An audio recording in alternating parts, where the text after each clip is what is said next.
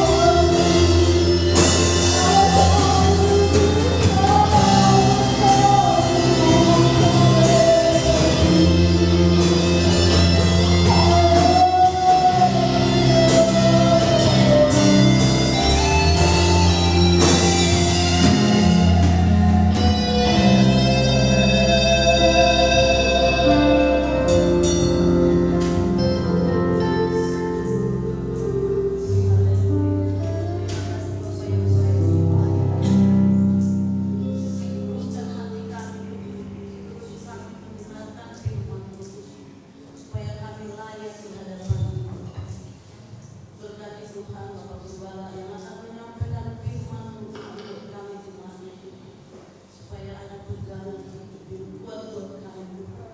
Supaya iman kami semakin teguh, semakin kuat di dalam kehidupan kami, Tuhan. Kami ada saat ini, Tuhan, itu karena kemurahan Tuhan, pertolongan Tuhan.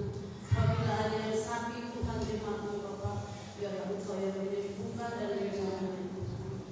Biarlah Tuhan selalu Tuhan hadir di dalam setiap hati kami. Berfirmanlah Engkau, Tuhan, karena kami siap untuk mendengar Tuhan. Terpujilah Engkau Bapa dalam nama Yesus. Amin. Puji Tuhan, kami bersama kepada Bapa yang telah berikan.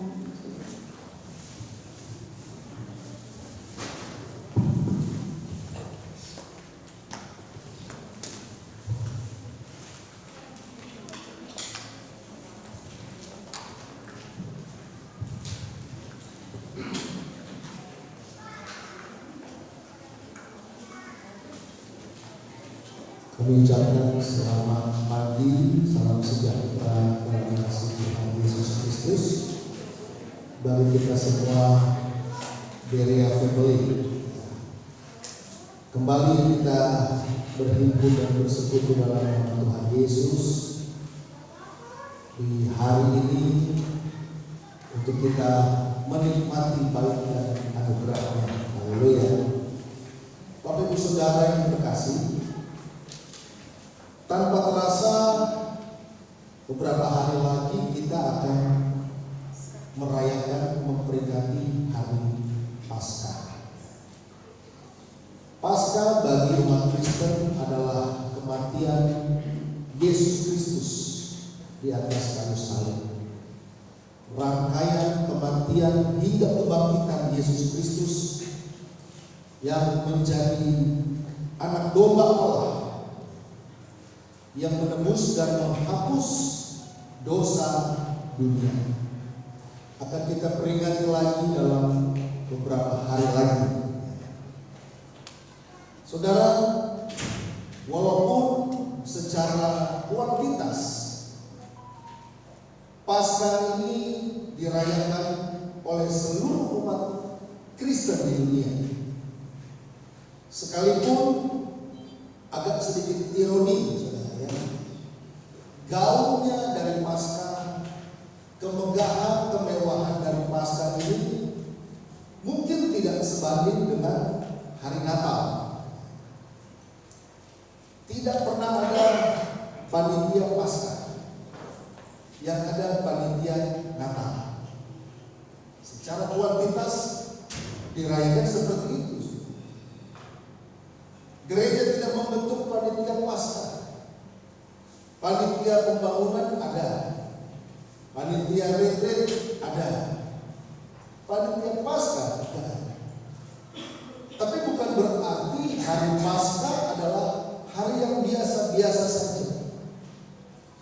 Justru saya mengatakan tonggak sejarah kekristenan itu terjadi di hari Paskah, ketika kita memperingati kematian Yesus Kristus sebagai Tuhan dan Juru Selamat. Sekalipun dengan suasana yang berbeda dengan Natal, tetapi Paskah yang adalah kematian Yesus Kristus ini menjadi satu babak baru dunia kekristenan ketika kita mengaku Yesus Kristus adalah Tuhan dan Juru Selamat. Hari ini saya tidak berbicara mengenai hari Paskah karena nanti hari Jumat ya, kita bersama-sama beribadah lagi memperingati hari Paskah. Tapi hari ini ada satu hal yang ingin saya sampaikan. Sebagaimana 2000 tahun yang lalu, 2200 tahun yang lalu ketika Yesus hidup dalam dunia ini, menjelang hari-hari Paskah, menjelang hari kematiannya di atas kayu salib, hari-hari ini, detik-detik menjelang kematian Yesus Kristus di atas kayu salib, apa yang Ia lakukan? Apa yang Yesus kerjakan? Saudara, sebagaimana biasanya yang Yesus lakukan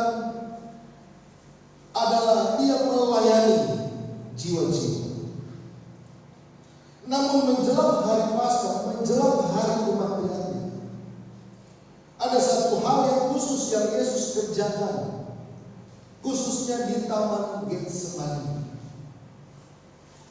yaitu Yesus berdoa.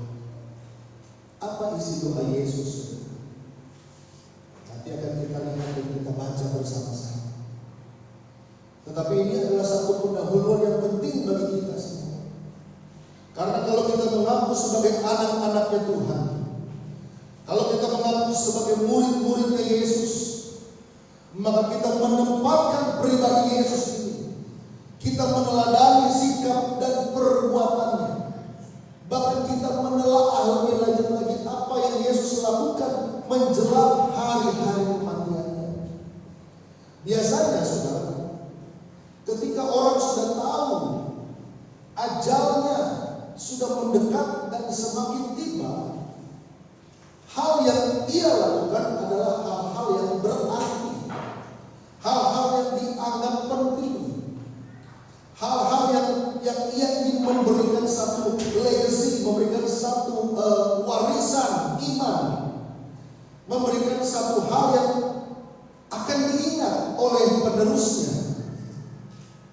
Nah, Yesus juga menjalani hal itu. Dia tahu waktunya akan segera tiba, di mana Yesus menjadi anak domba Allah yang akan disalib. Sehingga setelah Yesus berkeliling di berbagai kota, dalam waktu pelayanannya yang sangat singkat 3,5 tahun saja, ia meningkatkan intensitas pelayanannya karena dia tahu waktunya tidak akan lama lagi. Kalau saudara baca dalam kitab Injil, Yesus berkeliling, dia memberikan perintah-perintah, ia membuat mujizat, dia menyatakan kemuliaan, dia mengasihi orang-orang yang lemah, dia menegur orang Farisi dengan segala kemunafikan. Yesus juga mengampuni dosa. Yesus menguatkan hati para murid-murid. Dia memberikan nasihat bagi banyak orang.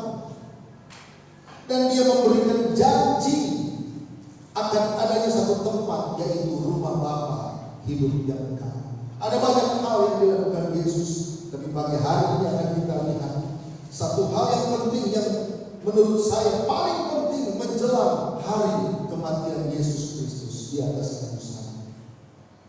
Dan itu terdapat di dalam Injil Yohanes pasalnya yang ke-17. Hanya di Injil Yohanes 17, saudara. Dalam satu pasal di situ disebutkan. Dan inilah yang akan kita lihat dan kita baca pada pagi hari ini. Yohanes pasalnya ke-17.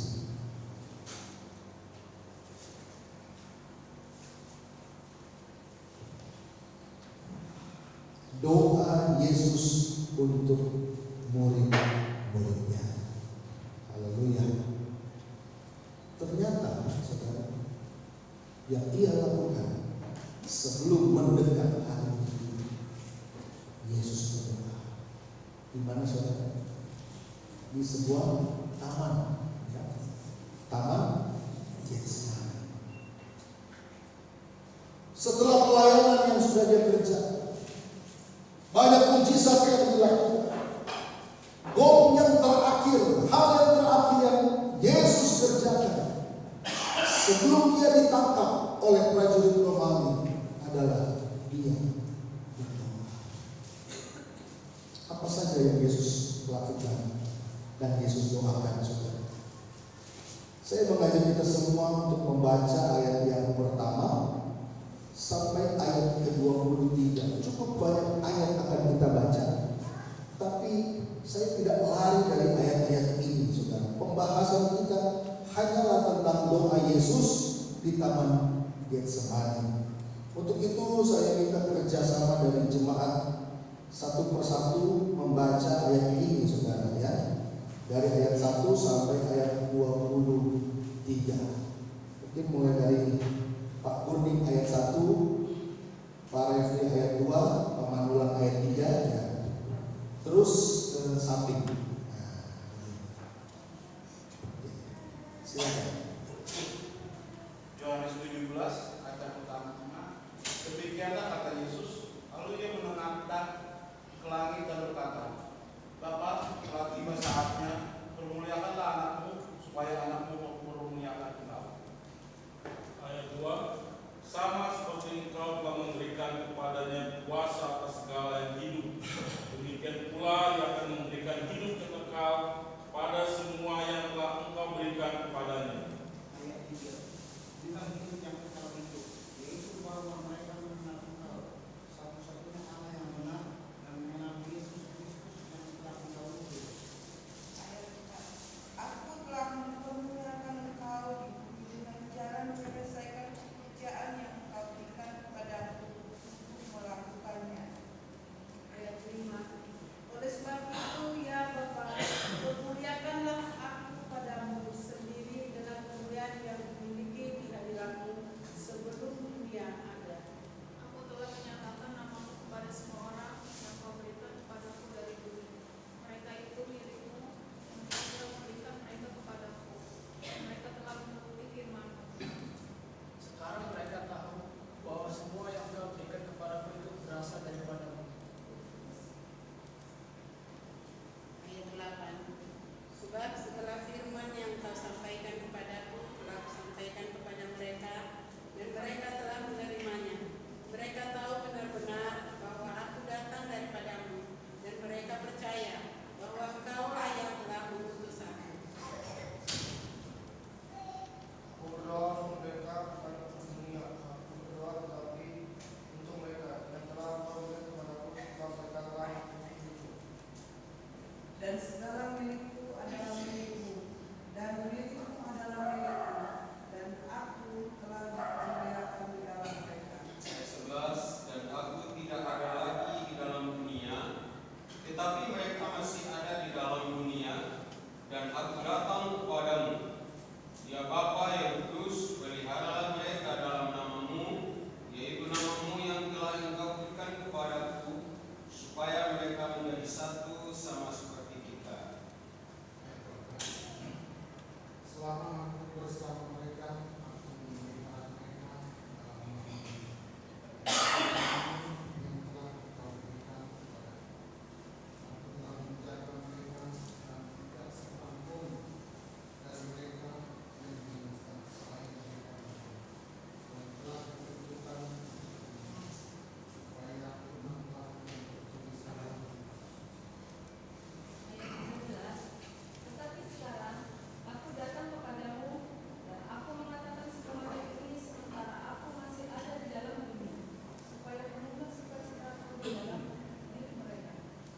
Ayat 14, Aku telah memberikan firman kepada mereka, dan dunia membenci mereka, karena mereka bukan dari dunia, sama seperti aku bukan dari dunia. Ayat 15, Aku tidak meminta supaya engkau mengambil mereka dari dunia, tetapi supaya engkau melindungi mereka daripada yang jahat. Ayat 16, Mereka bukan dari dunia, sama seperti aku bukan dari dunia. Ayat 17, Tuliskanlah mereka dalam kebenaran, firman-Mu adalah kebenaran. 18, Sama seperti engkau telah mengutus aku ke dalam dunia, demikian pula aku telah mengutus mereka ke dalam dunia. Ayat 19, dan aku memberikan diriku bagi mereka, supaya mereka pun dikuduskan dalam kebenaran. Dan bukan untuk mereka ini saja aku berdoa, tetapi juga untuk orang-orang yang percaya kepadaku oleh pemberitaan mereka. Ayat 21, supaya mereka semua menjadi satu, sama seperti engkau, ya Bapa, di dalam aku, dan aku di dalam engkau, agar mereka juga di dalam kita, supaya dunia percaya bahwa engkaulah yang telah mengutus aku. Ayat 22, Dan aku telah memberikan kepada mereka kemuliaan yang kau berikan kepadaku, supaya mereka menjadi satu, sama seperti kita adalah satu. Ayat 23, Aku di dalam mereka, engkau di dalam aku, supaya mereka sempurna menjadi satu, agar mereka tahu bahwa engkau yang telah mengutus aku, dan bahwa engkau mengasihi mereka sama seperti engkau mengasihi aku. Amin. Ya, sampai 20.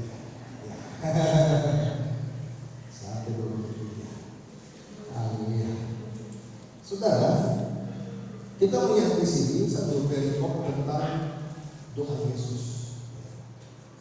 Yesus sendiri berdoa kepada Bapa. Dalam satu keheningan malam dia benar-benar mencurahkan isi hatinya. Bahkan dalam pergumulannya itu, pergumulan yang begitu berat, Yesus berkata, Bapa, kalau boleh cawan ini lalu daripadaku, tapi bukan kehendakmu yang jadi, melainkan kehendakmu yang terjadi.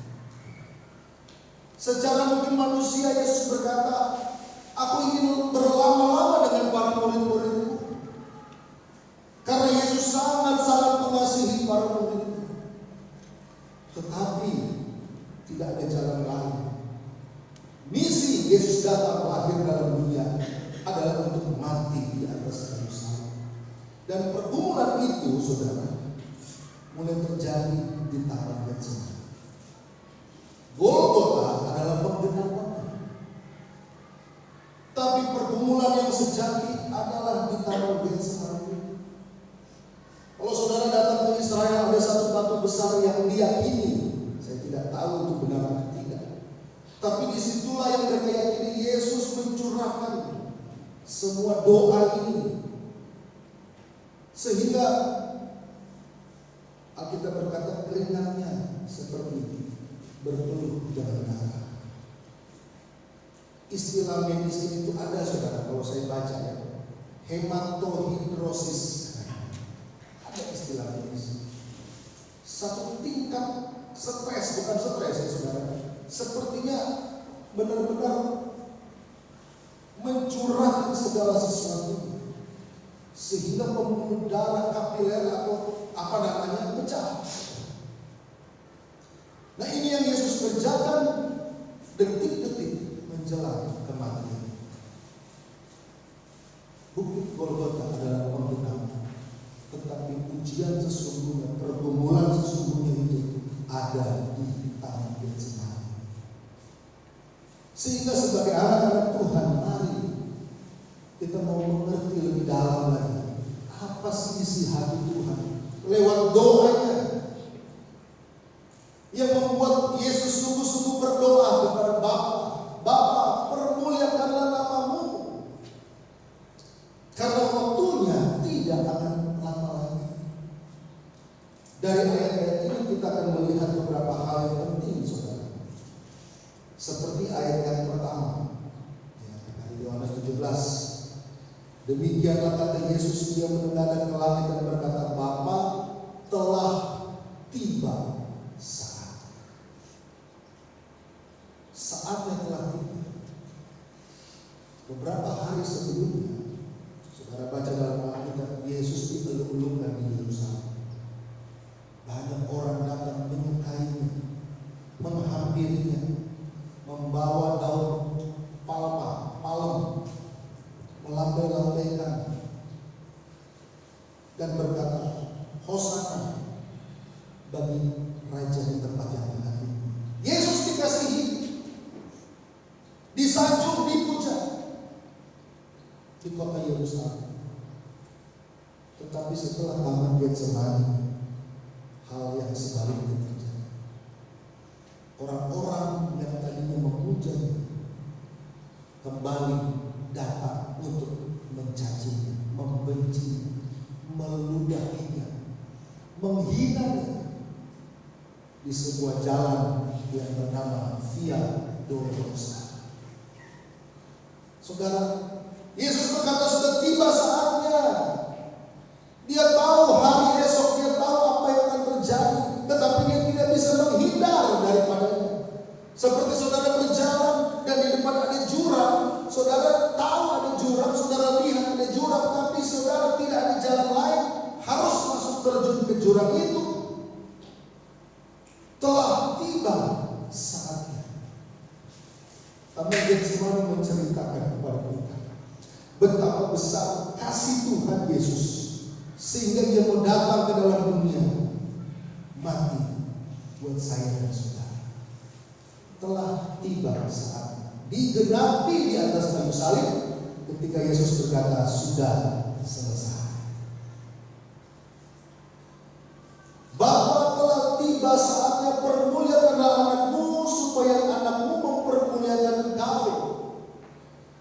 ayat yang ketiga, saudara.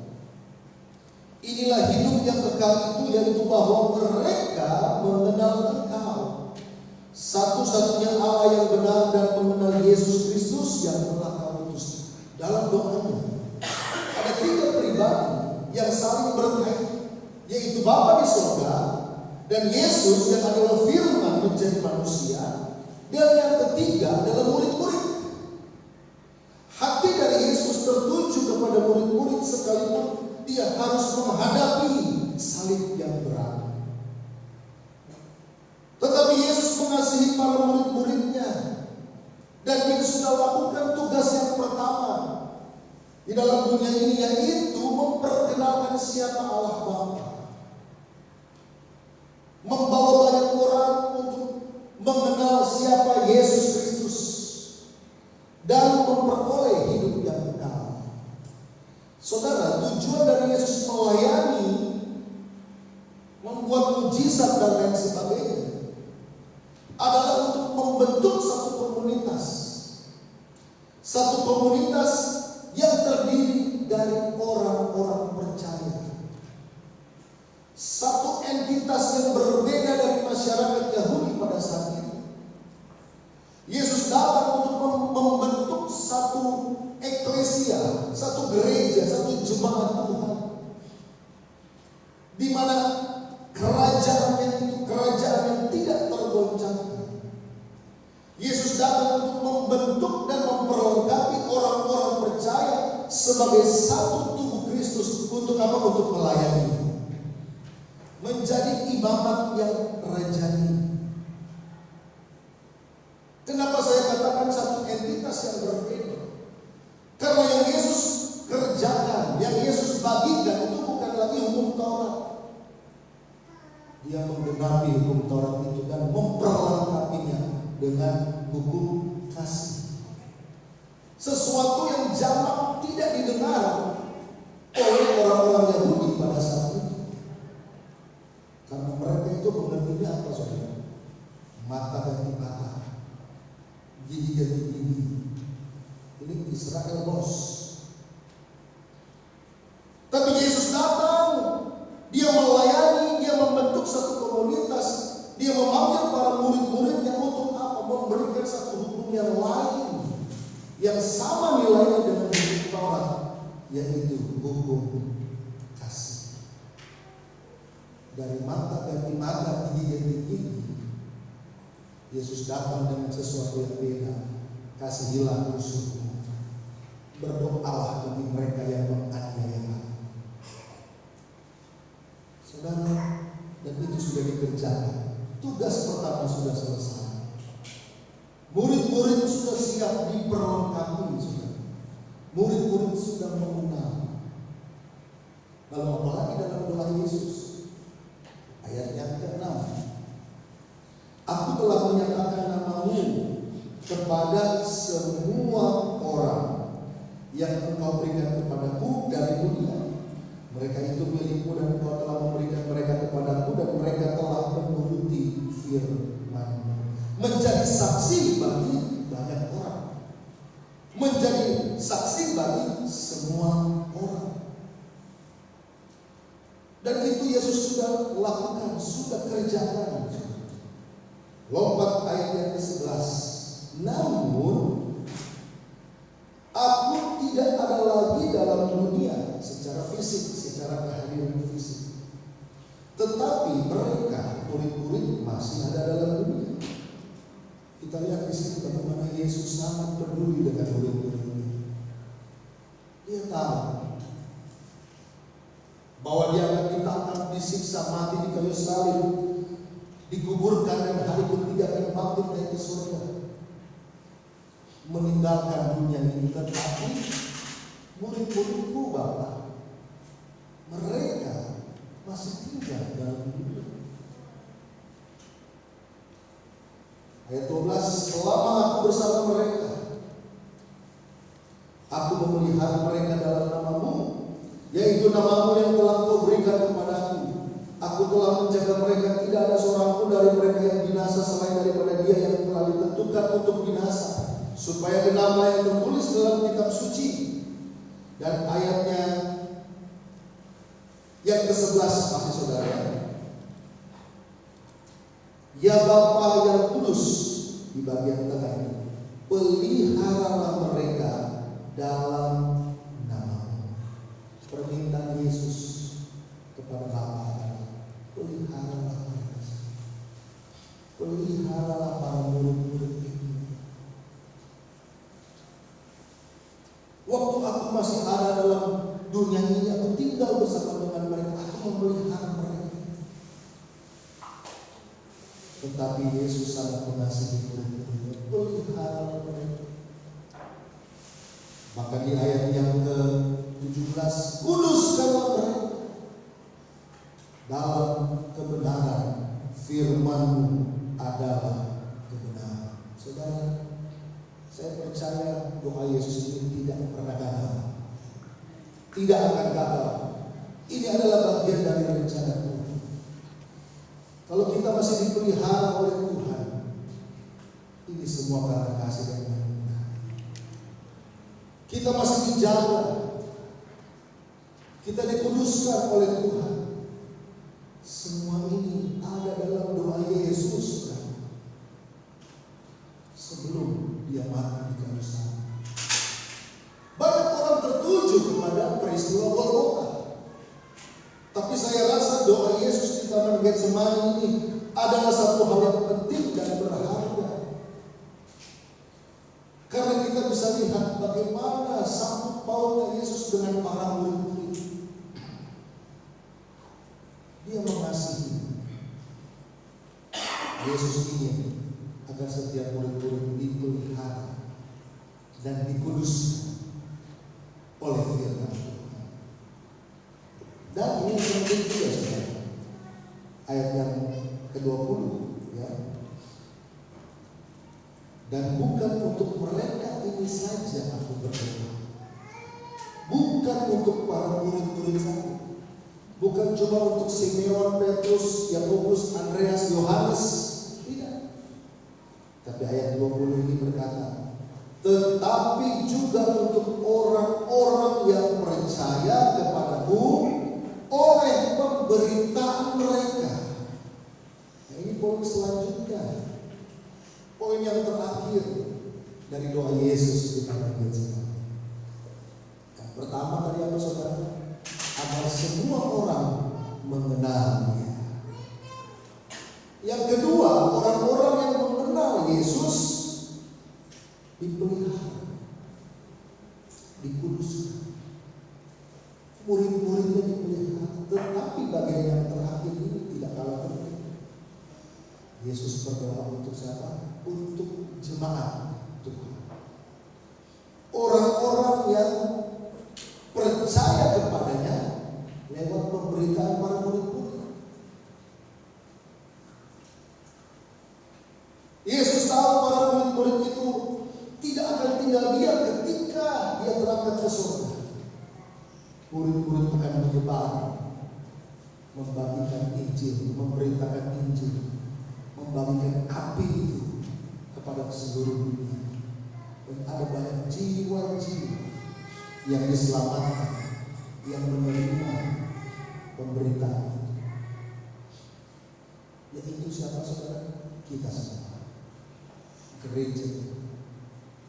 Api itu dulu sudah tersebar ke seluruh bumi, mulai dari Yerusalem, Samaria, Yudea, sampai seluruh. Nah, kepada jemaat Tuhan, kepada orang-orang yang percaya lewat pemberitaan murid-murid, ada satu permintaan Yesus lewat doa. Saudara mau tahu apa? Ayat ke-21 dari 20, saudara, ya. Dan bukan untuk mereka ini saja aku berdoa, tetapi juga untuk orang-orang yang percaya kepadamu oleh pemberitaan murid-murid. Apa, saudara? Ayat 21, supaya mereka semua menjadi satu, sama seperti Engkau ya Bapa di dalam aku dan aku di dalam Engkau, dan seterusnya dan seterusnya. Saya perhatikan, saudara, di ayat 22 di pasal 17 ini ada berulang-ulang kali kata menjadi satu. Kenapa diulang-ulang? Berarti menurut Yesus sendiri ini adalah satu hal yang penting. Sebelum tubuhnya merasakan tombak, sebelum kepalanya merasakan mahkota duri, sebelum tangannya merasakan paku, ada kerinduan yang besar dalam hati Yesus. Dalam doanya dia berkata, aku berdoa kepada setiap orang yang percaya lewat pemberitaan para murid-murid, yaitu kita semua jemaat Tuhan, supaya mereka menjadi satu. Dan satunya ini sama seperti hubungan kita adalah satu, Bapa, Anak, dan Roh. Saudara, inilah kerinduan Yesus yang harus kita jawab. Kalau kita berkata kita adalah anak-anaknya yang mengasihi Tuhan, maka Yohanes 17 ini harus dibenahi. Dan saya bersyukur hari-hari ini, di akhir zaman ini, gereja Tuhan sebagai tubuh Kristus sudah sangat menyadari pentingnya arti persatuan. Karena apa, saudara? Tantangan yang kita hadapi ke depan ini begitu berat. Tantangan yang dihadapi oleh gereja jemaat Tuhan itu tidak ringan, tidak mudah. Iblis dan roh-roh jahat berusaha menyusupi generasi-generasi selanjutnya dari gereja Tuhan, masuk ke dalam sendi-sendi mungkin keluarga, meruntuhkan iman, memecah belah dan lain-lain sebagainya. Tantangan kita begitu berat. Yesus tahu 2000 tahun yang lalu, sehingga dia berdoa kepada Bapa, Bapa, jadikanlah mereka satu. Saya berbicara tubuh Kristus yang aman, ya. Tubuh Kristus yang universal. Di dalamnya terdiri gereja-gereja lokal, gereja-gereja jemaat Tuhan. Nah, persatuan inilah yang akan dikerjakan oleh Tuhan. Sama seperti 2000 tahun yang lalu, Yesus mau umatnya bersatu supaya dia bisa menghadapi kayu salib. Akhir zaman juga saya percaya Roh Kudus akan mempersatukan gereja sebelum menghadapi hari kedatangan Tuhan kedua kali. Persatuan secara apa, saudara? Di dalam roh. Saya berpikir pada hari ini sepertinya tidak mungkin, bukan tidak mungkin, saudara,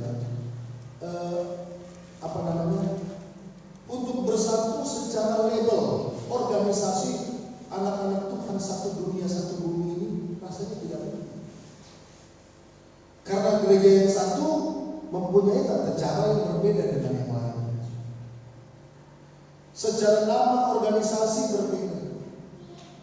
Metode ibadah kita dengan rekan-rekan kita dari mungkin Katolik berbeda. Tetapi satu di dalam roh, artinya sama-sama kita mengaku Yesus Kristus sebagai Tuhan dan Juru Selamat.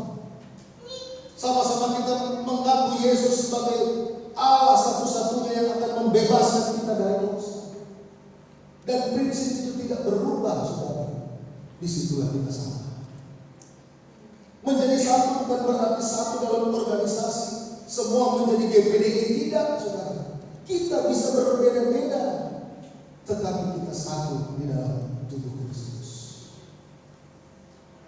Inilah yang Tuhan kerjakan. Sekali lagi, penyatuan roh itu ada untuk membuat Paskah ini menjadi berat, menjadi lebih berat. Yesus tahu pengorbanan yang tidak akan sia-sia dan akan diterima oleh setiap orang-orang percaya yang mau bersehati untuk bersama-sama melayani Tuhan. Sekalipun dalam satu gereja lokal pun kita terdiri dari wajah dan karakter yang berbeda-beda. Tapi doa Yesus ini harus digenapi. Amin, saudara. Agar Paskah menjadi berarti, agar pengorbanan Yesus tidak menjadi sia-sia. Karena kasih yang begitu besar yang Tuhan nyatakan dalam hidup ini. Sekali lagi tantangan ke depan semakin berat. Baik yang terang-terangan ataupun yang mungkin secara halus, saudara. Dunia ini berusaha mempengaruhi anak-anak Tuhan. Alkitab berkata pada hari-hari terakhir akan muncul banyak roh-roh antikristus di luar sana. Wow. Kalau gereja tidak bersatu, tidak bersehati, tercerai-berai, saling curiga, mencurigai satu dengan yang lainnya, maka kita akan runtuh. Anak-anak kita akan melihat. Mereka juga akan merasakan satu semangat penggenapan dari Yesus di Taman Getsemani. Jadikan pengorbanan Yesus di Taman Getsemani keringat yang penuh dengan darah yang tidak sia-sia ketika kita menjadi satu. Dan kita lakukan bagian kita menjadi saksi bagi sesama, menjadi saksi bagi orang lain. Saya katakan satu tubuh Kristus. Walaupun kita berbeda-beda, denominasi itu berbeda-beda. Saya ingat di PGPI, saudara, karena saya juga sempat aktif di PGPI, Persekutuan Gereja Pentakosta, artinya ini aliran karismatik. Itu ada 91 sinode di dalamnya. Sinode kita GPDI salah satu dari 91, saudara bayangkan di situ. Situ ada GPDI, ada GBI, ada Isa Almasi, ada Gesba, ada macam-macam, saudara. Ya, 91. Itu baru satu aras PGPI. Belum aras yang lain yang lebih banyak, saudara. PGI misalnya. Ada Injili, PGLI, aduh macam-macam, saudara, banyak. Di Indonesia ini ada 7 aras, termasuk Malam Keselamatan. Satu aras bisa puluhan sinode. Bagaimana mungkin kita menyatukan satu label, satu nama di sini? Tidak bisa. Karena tata cara berbeda-beda. Tetapi saya percaya dan yakin doa Yesus ini pasti akan diberikan. Pasti gereja Tuhan akan bersama. Di dalam apa, saudara? Di dalam roh kita. Kita satu keluarga di dalam itu. Tata cara berbeda satu dengan yang lainnya, tetapi sebagai anak-anak Tuhan kita satu. Karena apa? Pengorbanan Yesus di atas kayu salib. Dan benar, saudara, setelah Yesus berdoa, ia ditangkap oleh prajurit Tuhan. Selesai pelayanan Yesus 3,5 tahun dan diakhiri di dalam doa Yohanes 17. Oleh sebab itu, saudara-saudara yang terkasih, tetaplah setia di hadapan Tuhan. Kita minta pemeliharaan kita. Kita mau bertobat setiap hari. Kita dikuduskan oleh Tuhan setiap hari. Karena ini adalah janji dan juga doa dari Yesus sendiri. Dan yang terakhir, marilah kita menjadi satu. Untuk apa? Menyambut kedatangan Tuhan. Saya percaya gereja yang berkemenangan adalah gereja yang bersehati, bertekun, beribadah, saling mengasihi, saling menasehati, saling untuk kita bersama-sama maju dan setia. Jangan ada yang dibiarkan, ditinggalkan di belakang. Sama-sama kita bergandengan tangan. Dan saya rindu mempersiapkan juga generasi muda anak-anak kita nanti ke depan. Untuk mereka juga boleh melihat gereja Tuhan yang penuh dengan kemuliaan. GPDI penuh dengan kemuliaan. Berea penuh dengan kemuliaan Tuhan. Dan setiap oikumene, gereja tubuh Kristus ini penuh dengan kemuliaan Tuhan. Nama Tuhan Yesus dipuji dan dibesarkan. Inilah firman Tuhan yang kami sampaikan pada saat ini. Tuhan Yesus memberkati. Ayat penutup, ayat terakhir, Yohanes 14. Saya akan memain musik untuk ke depan. Kita nyanyikan lagu sekali Yesus dekat Yesus. Dan ayat yang terakhir Yohanes 14 ayatnya yang ke-12. Aku berkata kepadamu, sesungguhnya barang siapa percaya kepadaku, ia akan melakukan juga pekerjaan-pekerjaan yang aku lakukan. Bahkan pekerjaan-pekerjaan yang lebih besar daripada itu. Sebab aku pergi kepada Bapa dan seterusnya. Inilah tugas kita. Gereja Tuhan siap melakukan pekerjaan yang lebih besar. Bukan berarti pribadi kita lebih besar, lebih hebat dari pribadi Tuhan Yesus itu. Tapi ini berbicara jangkauan. Waktu Yesus melayani, Dia ada di Yerusalem. Tetapi sekarang gereja Tuhan bertumbuh, ada di berbagai tempat, ada di semua lini, ada di setiap wilayah daerah. Inilah pekerjaan yang Yesus katakan lebih besar. Dan pekerjaan Tuhan belum berakhir, belum berhenti. Oleh sebab itu mari kita tetap kuat, tetap bersahati. Tugas kita masih banyak, tugas kita masih menanti ke depan. Tuhan Yesus memberkati. Mari kita tundukkan kepala kita bersama. Nyanyikan lagu ini dengan iman dalam segala keadaan.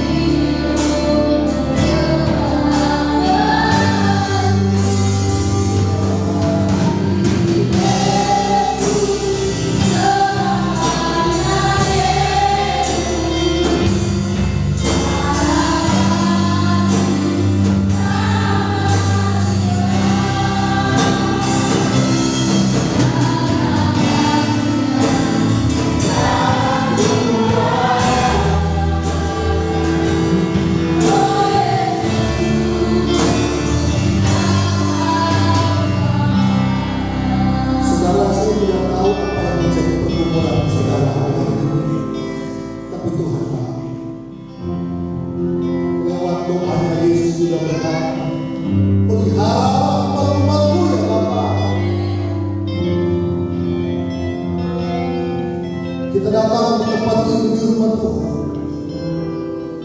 Kita mengaku Yesus adalah Tuhan dan Juru Selamat. Dia mati di atas kayu salib menebus dosa saya dan saudara. Hingga kita mampu berkata saat ini sekali Yesus tetap Yesus.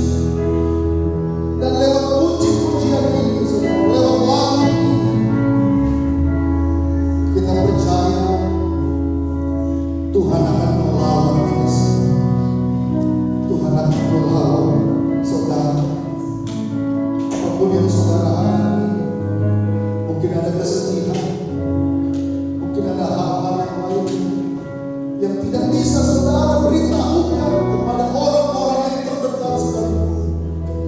Tetapi Yesus tahu, Dia sangat tahu dalam segala keadaan, dalam segala perkara.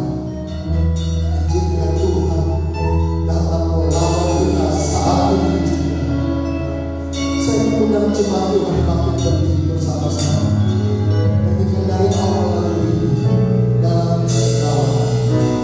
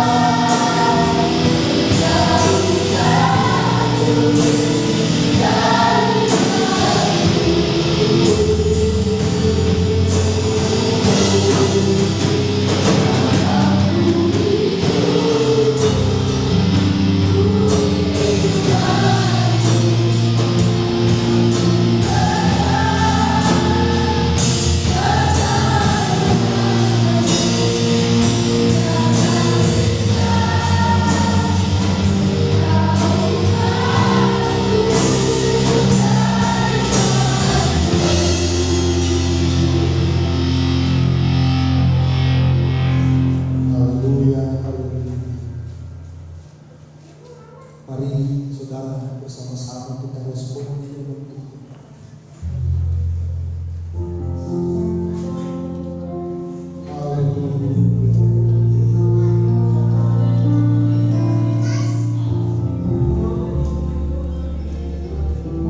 Terima kasih Tuhan.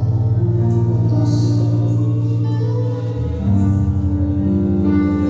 Kematian yang tidak akan pernah sia-sia. Kematian Yesus tidak akan terlalu begitu saja. Karena Dia cuma Tuhan yang bangkit. Cuma Tuhan yang tetap setia.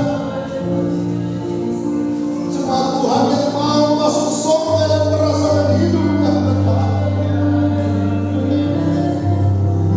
Dan cuma Tuhan yang selalu mengucap syukur kepada-Nya. Itulah saat yang selalu kita sudah dipelihara oleh Tuhan. Yesus sebagai perantara kita kepada Bapa. Dia sudah mengungkapkan kerinduannya lewat doa di Taman Getsemani.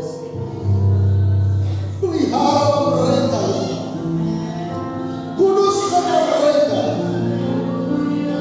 jadikan mereka satu. Tuhan pasti tolong saudara.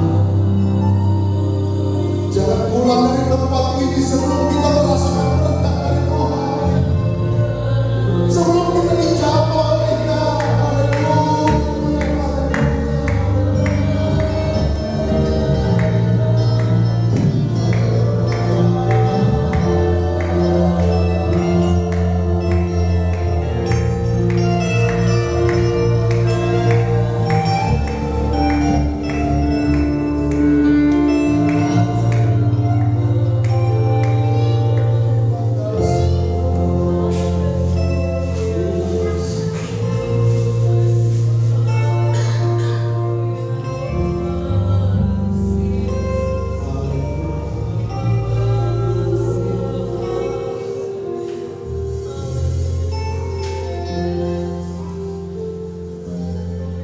Saudara yang sedang membutuhkan berkat daripada Tuhan, angkat tanganmu.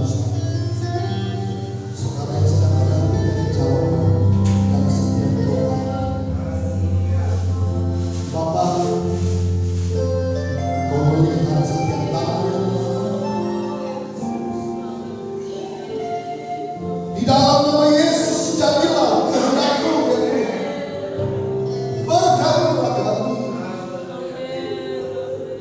Berkatilah kami. Kepada siapa kami berharap selain kepada Engkau.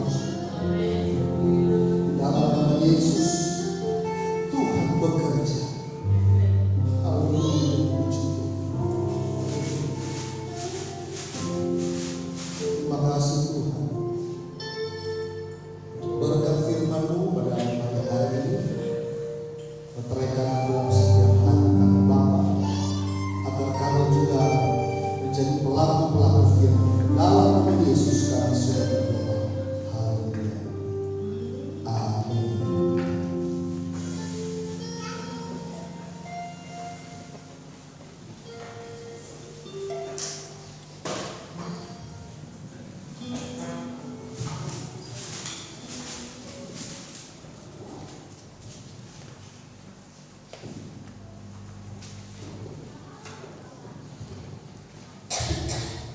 Puji Tuhan, terima kasih kepada Bapak yang sudah menyediakan firman-Nya.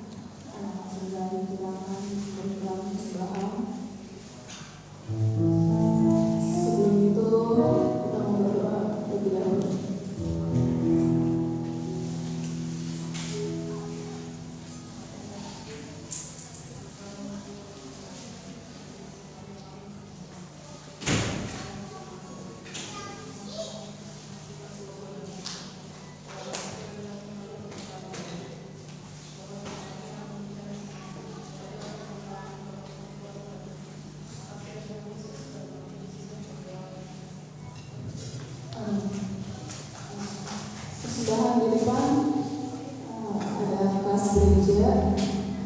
dan juga bersepuluhan. Jika ada yang mau memberikan dari Tuhan, silakan. Jemaat Tuhan dipersilakan untuk maju ke depan. Kita angkat pujian, jangan lelah berjalan.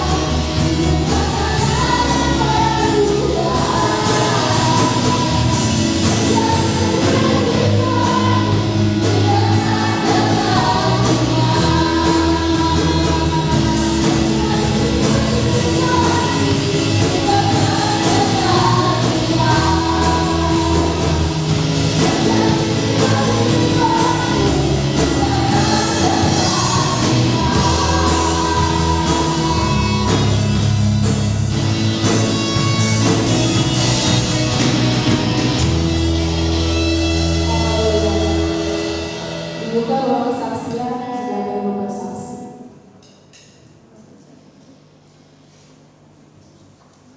Tidak ada. Puji Tuhan. Kita akan menyaksikan pengumuman sepekan.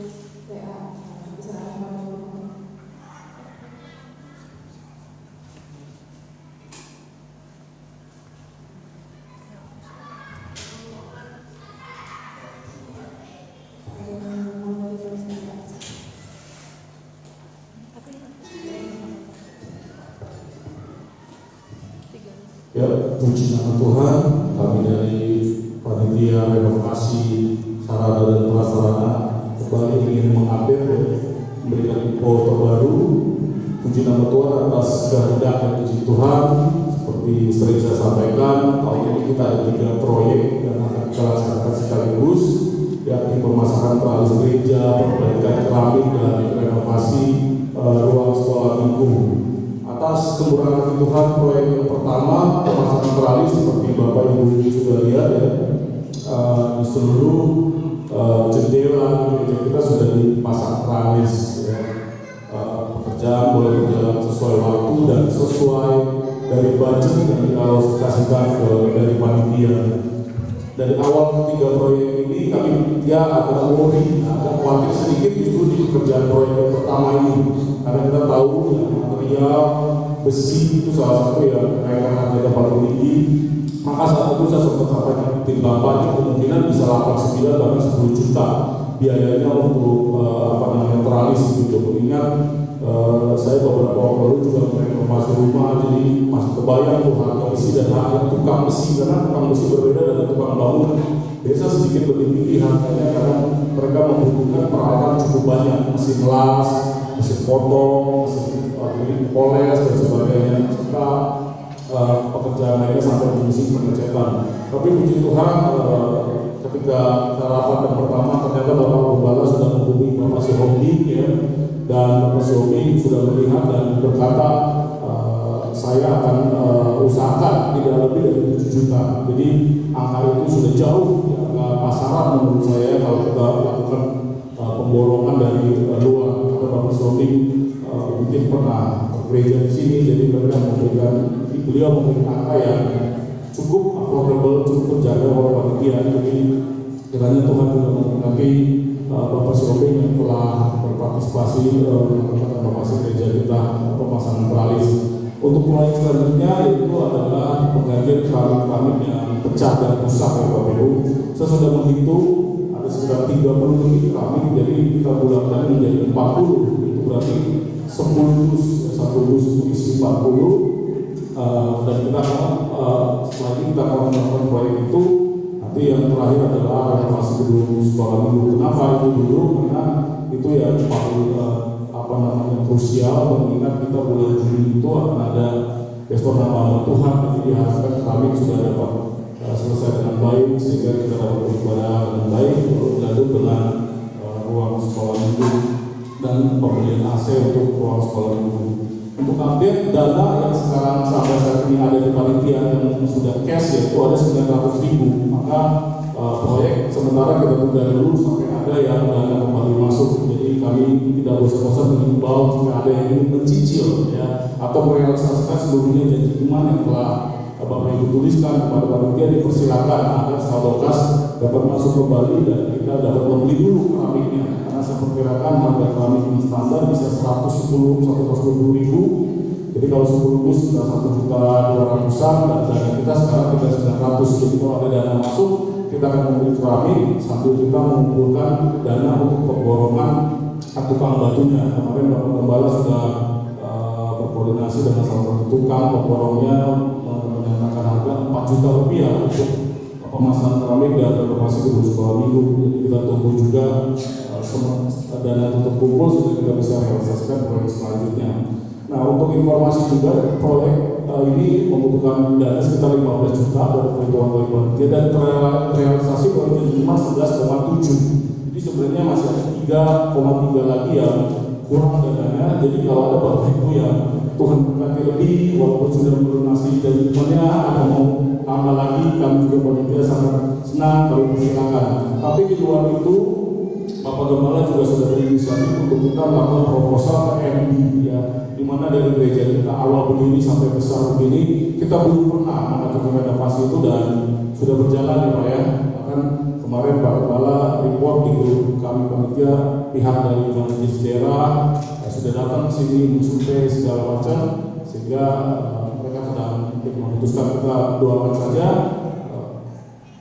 di-approve proposalnya yang disetujui dan dana yang akan diberikan bisa mencukupi kekurangan dana yang tadi saya sudah sebutkan. Mohon dan doanya. Sekali kami ucapkan terima kasih kepada seluruh jemaat yang berpartisipasi, juga seluruh teman-teman wanita yang sudah berjeri lelah juga ya untuk di tengah-tengah kesibukan dalam kehidupan menyempatkan waktu untuk kita sama-sama merenovasi gereja ini. Gereja ini bagi saya adalah aset terbesar yang Tuhan sudah berikan kepada kita. Tinggal kita merawat, memakainya, itu tugas dan tanggung jawab kita. Terima kasih, Tuhan Yesus memberkati.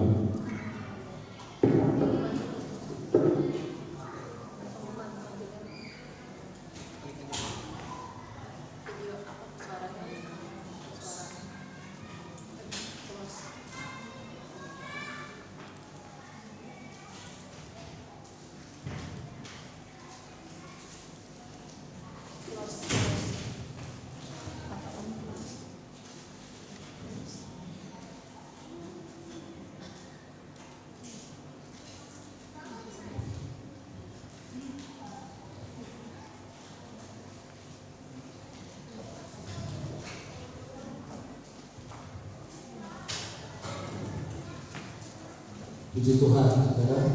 Ya, jadi sedikit saya tambahkan sesuai dengan yang diumumkan oleh tim sarana bahwa tahap pertama kita sudah selesai, yaitu pembuatan teralis. Saya percaya Tuhan pasti akan mencukupkan segala sesuatunya. Dan setelah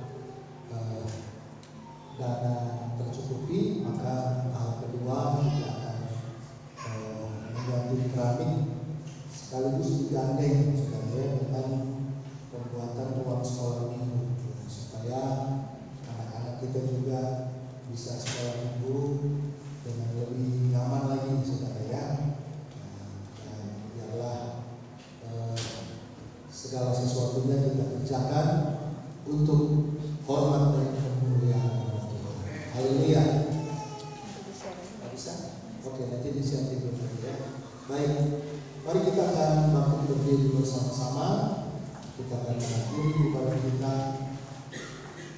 dan kita juga akan mendoakan untuk mama dari Ibu Suci ya, yang bernama Ibu Wahyuni yang saat ini sedang mengalami sakit ya.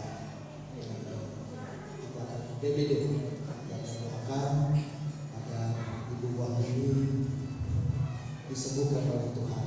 Haleluya.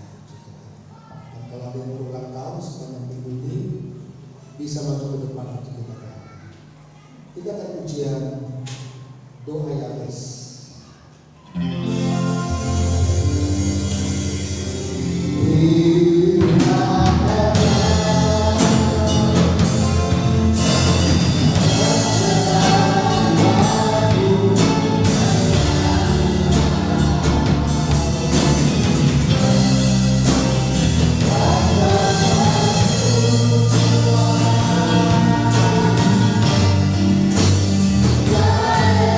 Aku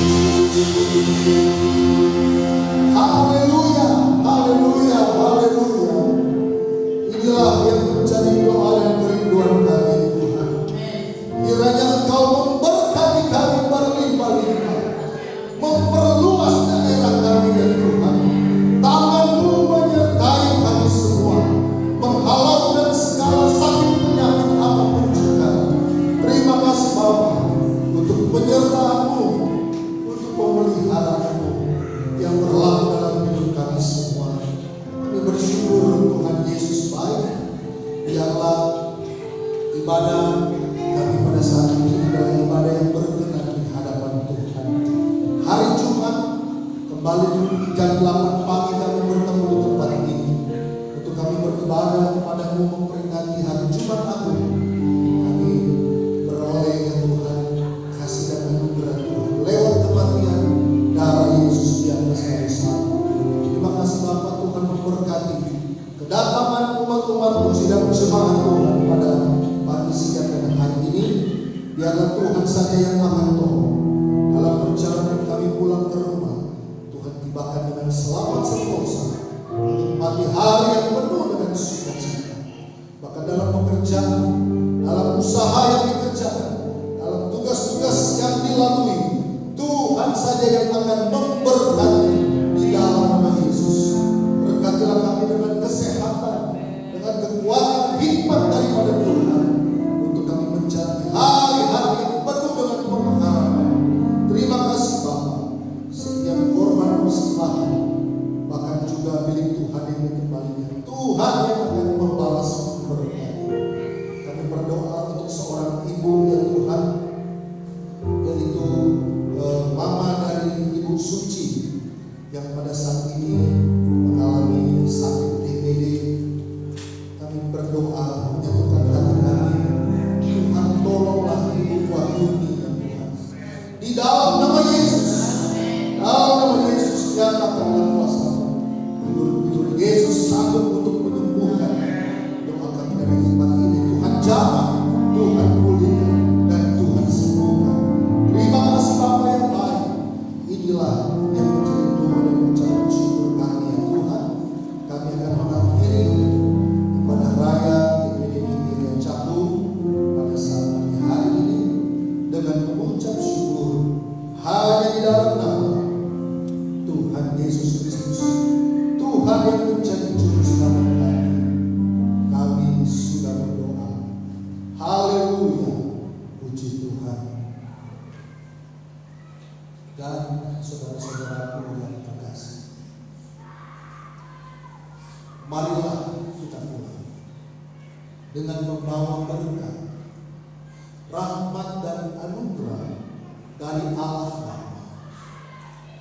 Cinta kasih sayang dari Tuhan Yesus, penghiburan, damai sejahtera dan kuasa Roh Kudus turun ke atas hidup kita, menjadi bagian hidup kita semua saat ini sampai Maranatha, Tuhan datang kedua kalinya. Di dalam berkat nama Tuhan Yesus Kristus. Haleluya, puji Tuhan. Bapa, terima kasih.